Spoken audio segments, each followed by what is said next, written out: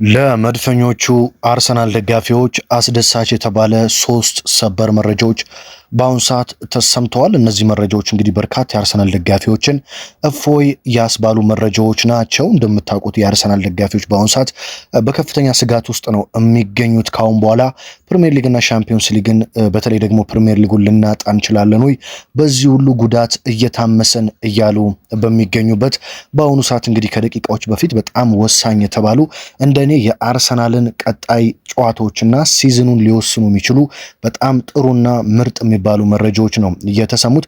በቀጥታ እነሱን በአጭሩ ወደ እናንተ በአማረ መልኩ እንደተለመደው አደርሳለሁ። ሰብስክራይብ ያላደረጋችሁ ሰብስክራይብ በማድረግ ቤተሰቡን አትርሱ።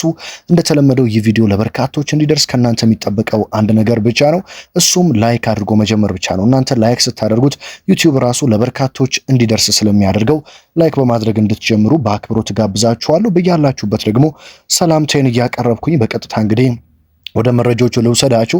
ዛሬ መድፈኞቹ ከስፖርቲንግ ሊዝበን ጋር ነገ ከሚያደርጉት ጨዋታ በፊት የመጨረሻ ልምምዳቸውን ሰርተው ነበረ። በነገራችን ላይ ይህ ልምምድ የተከናወነው በክፍት ስቴዲየም ነው።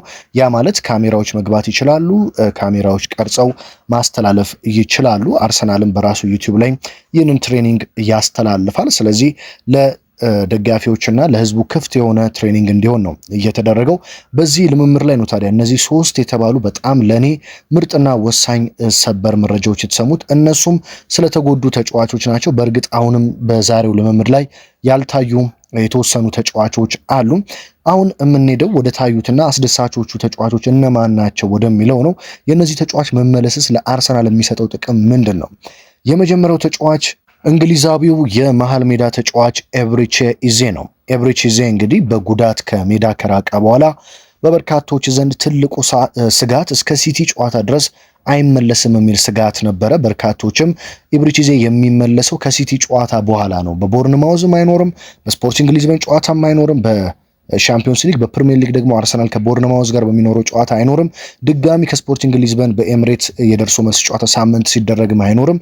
በመጨረሻ ደግሞ ሲቲ ጋር በኢታድ በሚደረገው የፕሪሚየር ሊግ ጨዋታ ጭምር ኤብሪቼ ኢዜ አይኖርም ሲባል ነበር። ነገር ግን ይህንን ሁሉ ፉርሽ ያደረገ መረጃ ነው። ዛሬ ኤብሪቼ ኢዜ ሙሉ በሙሉ ከጉዳቱ አገግሞ ከአርሰናል ስብስብ ጋር ሙሉ በሙሉ ልምምድ ሰርቷል። እንደምታውቁት እንግዲህ ከጉዳት ስትመለሱ ጥሩ ካልሆናችሁና ገና የሚቀራችሁ ከሆነ ለብቻችሁ ነው ትሬኒንግ የምታደርጉት። የጂም ትሬኒንግ የሳር ልምምድም ለብቻችሁ አድርጋችሁ ነው ከዛ በኋላ ወደ ቡድን ልምምድ የምትመጡት።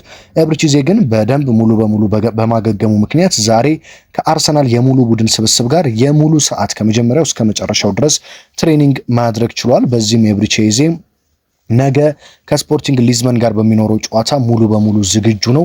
በእርግጥ ከተቀያሪ ወንበር ተነስቶ ሊጀምር ይችላል። ማርቲን ኦዴጋርድ ቋሚ ሆኖ እንዲጀምር ተደርጎ ከዛ በኋላ ኤብሪቼ ኢዜ ተቀይሮ እንዲገባ ሊደረግ ይችላል። ነገር ግን ሙሉ በሙሉ በመመለሱ በቀጣይ በቦርንማውዝም ጨዋታ በማንቸስተር ሲቲውም ጨዋታ ይኖራል። በነገራችን ላይ አርሰናል በሲቲ ካራቦ ካፕ ሲሸነፍ ለኔ በጣም ትልቁ የአርሰናል የዛን ቀን እጦትና ኪሳራ የነበረው የኤብሪቼ ኢዜ አለመኖር ነው ብዬ ነው ማስበው። ምክንያቱም ኤብሪቼ ኢዜ በጣም ድንቅ ብቃት ላይ ነበር የሚገኘው። በተከታታይ ግቦችን እያስቆጠረም አሲስቶችን እያደረገ በተለይ በቶትንሃሙ በቼልሲው ጨዋታ፣ በባየር ሊቨርኩሰኑ የሻምፒዮንስ ሊግ ጨዋታ፣ በኤቨርቶኑም ጨዋታ ጭምር በጣም ድንቅ ብቃት እያሳየ የነበረ ተጫዋች እንደነበር እናስታውሳለን። የእሱ መጎዳትና በካራቦ ካፕ ፍጻሜ አለመኖሩ በጣም አርሰናሎችን ጎድቷቸዋል። በኤፍኤ ካፑም ጨዋታ ጭምር አሁን ቀይራችሁ የምታስገቡት ተጫዋች አልነበረም። ኤብሪቼ ኢዜን ቀይራችሁ ብታስገቡት ጨዋታን ሙሉ በሙሉ መቀየር የሚችል ተጫዋች እንደሆነ እናውቃለን። ስለዚህ የሱ መመለስ ለአርሰናሎች ትልቅ ጥቅም ይሰጣል ብዬ እኔ በግሌ እጠብቃለሁ። በተለይ ካሁን በኋላ ያሉ ጨዋታዎች በጣም ጠንካራ ስለሆኑ በእነዚህ ጨዋታዎች ላይ ቢያንስ ከተቀያሪ ወንበር እየተነሳ ጨዋታን የሚቀይር ተጫዋች ያስፈልጋቸዋል። ኢዜን ቋሚ ካረጋችሁ ኦዴጋርድን ቀይራችሁ ማስገባት ትችላላችሁ።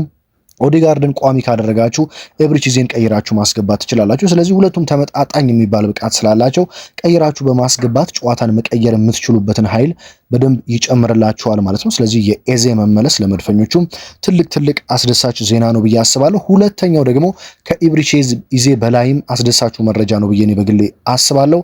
ምንድነው እሱም ዴክላን ራይስ ሙሉ በሙሉ ከጉዳት አገግሞ በዛሬው የአርሰናል ልምምድ ላይ ሙሉ የልምምድ ጊዜ ተሳትፎ አድርጓል። እንደምታውቁት ዴክላን ራይስ እንግዲህ ከእንግሊዝ ብሔራዊ ቡድን ለጥንቃቄ ወደ አርሰናል እንዲመጣ ከተደረገ በኋላ በሳውዛምፕተኑ የኤፍኤ ካፕ ጨዋታ እንዲሳተፍ አልተደረገም፣ ረፍት ተሰጥቶት ጠፍቶት ነበረ። በዛሬው ልምምድ ላይ ግን ሙሉ በሙሉ ተመልሶ ዴክላን ራይስ እንግዲህ ልምምድ አድርጓል ማለት ነው። ስለዚህ በነገው ጨዋታ የስፖርቲንግ ሊዝበን ጨዋታ ቋሚ ሆኖ ይጀምራል ተብሎ ይጠበቃል። ስለዚህ የዴክላን ራይስ መሃል ሜዳ ላይ መኖር ብቻ ለመድፈኞቹ የሚሰጠው ትልቅ ጥቅም አለ።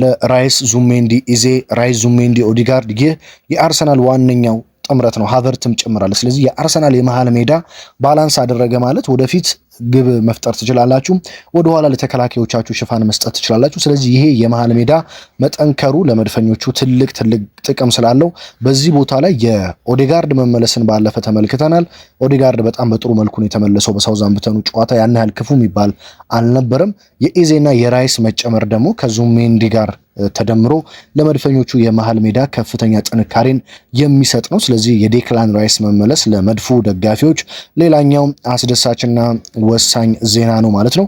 ሌላኛው ሶስተኛው ሰበርና አስደሳቹ ዜና ጋብርኤል ማጋሌሽ በዛሬው ልምምድ ላይ ሙሉ በሙሉ መካፈሉ ነው። እንደምታስታውሱት ጋብርኤል ማጋሌሽ በሳውዛምፕተኑ ጨዋታ ተጎድቶ ቀይሩኝ ብሎ ተቀይሮ ሲወጣ ብዙዎች ስጋት ገብቷቸው ነበር። ምክንያቱም አርሰናል በጉዳት እየታመሰ ነው። በዚህ ላይ ጋብርኤል ማጋሌሽን ማጣት እንዴት አድርገን ካሁን በኋላ ያሉ የፕሪሚየር ሊግ እና የሻምፒዮንስ ሊግ ጨዋታዎችን እንወጣለን የሚል ከፍተኛ ጥያቄን የሚያስነሳ ጉዳይ ነበረ።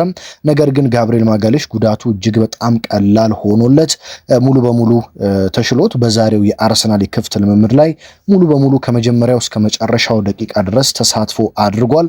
እሱም ለነገው የስፖርቲንግ ጨዋታ ዝግጁ መሆኑ ተረጋግጧል ማለት ነው። ስለዚህ ለመድፈኞች ይሄ በጣም አስደሳች ዜና ነው። ሶስት ትልልቅ ተጫዋቾች ራይስ፣ ኤዜና ማጋሌሽ መመለሳቸው ለመድፈኞቹ ትልቅ የቡድን ጥንካሬን የሚጨምር ነው። ለአርሰናል ደጋፊዎችም ካሁን በኋላ ላሉ ጨዋታዎች ስጋታቸው እንዲቀንስ የሚያደርግ ይሆናል ብዬ እኔ በግሌ አምናለሁ።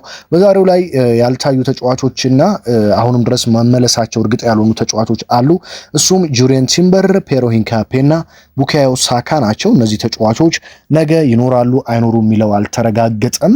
እንግዲህ የነዚህ ሶስት ተጫዋቾች ደግሞ መቼ ይመለሳሉ የሚለው ባይታወቅም በአሁኑ ሰዓት ግን የራይስ የኤብሪቼ ኢዜና የጋብርኤል ማጋሌሽ መመለስ ለመድፈኞቹ ትልቅ የብስራት ዜና ነው ብዬ ጠብቃለሁ። በነገራችን ላይ ኤብሪቼ ኢዜ በነገው ጨዋታ ቋሚ ሆኖ ይጀምራል ብዬ እኔ በግሌ አልጠብቅም። ከጉዳት እንደመመለሱ ማርቲን ኦዲጋርድ ቋሚ ሆኖ ሊጀምር ይችላል። አርቴታ ደፈር ካለ ግን ኤዜን ቋሚ አድርጎ አስጀምሮ ኦዲጋርድን ቀይሮ ማስገባት የሚችልበት አለ። ካይ ሃቨርትም ስላለ ለሱም እድል መስጠት የሚቻልበት እድል አለ ማለት ነው። ስለዚህ አሰልጣኝ ሚኬል አርቴታ ወደ ነባሩና ምርጡ ጠንካራው ቋሚ ስብስባቸው ይመለሳሉ ከነ ሳካና ከቲምበር ውጪ ማለት ነው። ስለዚህ ሳካን በማዱኬ መተካት ይችላሉ። ቲምበርን ደግሞ ባሉት ተጫዋቾች እንደምንም እስኪመለሱ ድረስ በነ ቤን ዋይት ተክተው እንግዲህ ይህንን ቀጣዮቹን ጨዋታዎች በተለይ የነገውን የስፖርቲንግ ሊዝበን እና ቀጣይ ደግሞ ከቦርንማውዝ የሚደረጉ ጨዋታ እጅግ በጣም ወሳኝ ጨዋታ ስለሆነ እነዚህን ሁለት ጨዋታዎች ማሸነፍ ግዴታ ነው። ሁለት ተከታታይ ጨዋታ ስለተሸነፈ አርሰናል ወደ አሸናፊነት ለመመለስ እነዚህ ጨዋታዎች ላይ ከፍተኛ ተጋድሎ ያደርጋል ተብሎ ይጠበቃል ማለት ነው። እስከ ቦርንማውዙ ጨዋታ ደግሞ እንደ ጁሪየን ቲምበር እና እነ ሳካ ያሉ ተጫዋቾች የመመለስ እድላቸው ሰፊ ስለሆነ አርሰናል ወደ ቋሚ ምርጡና ጠንካራው ቡድኑ ይመለሳል የሚል እምነት አለ። እንግዲህ የዕለቱ ወሳኝና ሰበር መረጃ ይህ ነው። ሰበር መረጃው ወዲያው እንደወጣ እንግዲህ ወደ እናንተ ለማድረስ ነው ስቱዲዮ ተገኝቼ ወደ እናንተ ያደረስኩትኝ። እንግዲህ በቀጣይ ደግሞ አሰልጣኝ ሚኬል አርቴታ ወደ ምሽት አካባቢ መግለጫ ይሰጣሉ። መግለጫቸውን ከሰጡ በኋላ ደግሞ በጠዋቱ መረጃ በዋናው ቻናሌ የእሳቸውን መግለጫና ሌሎች ወሳኝ መረጃዎችን ስለነ ሳካ፣ ቲምበርና ሂንካፕ የሚሉት ነገር ካለ እነ ኢዜ፣ ራይስና እንደዚሁም ደግሞ ማጋሌሽ ደግሞ የመመለሳቸው ነገር በነገው ጨዋታ ይሰለፋሉ የሚለውን እሳቸው ከሚሉት ተነስቼ ደግሞ እሱን መረጃ ወደ እናንተ በነገ ጠዋት መረጃ አደርሳለሁ። ሀገር ውስጥ ከባህር ማዶ በመሆን በየዕለቱ መረጃዎችን በመከታተል ከጎን የሆናችሁትን በሙሉ ከልብ እያመሰገንኩኝ በየዕለቱ ወሳኝ ስፖርታዊ መረጃዎችን ለማግኘት ሰብስክራይብ ማድረግ ቤተሰብ መሆን አይረሳ። በሌላ መረጃ በሌላ ጥንክር ደግሞ እስከምንገናኝ በያላችሁበት ሁሉ ሰላም ተመኘሁላችሁ።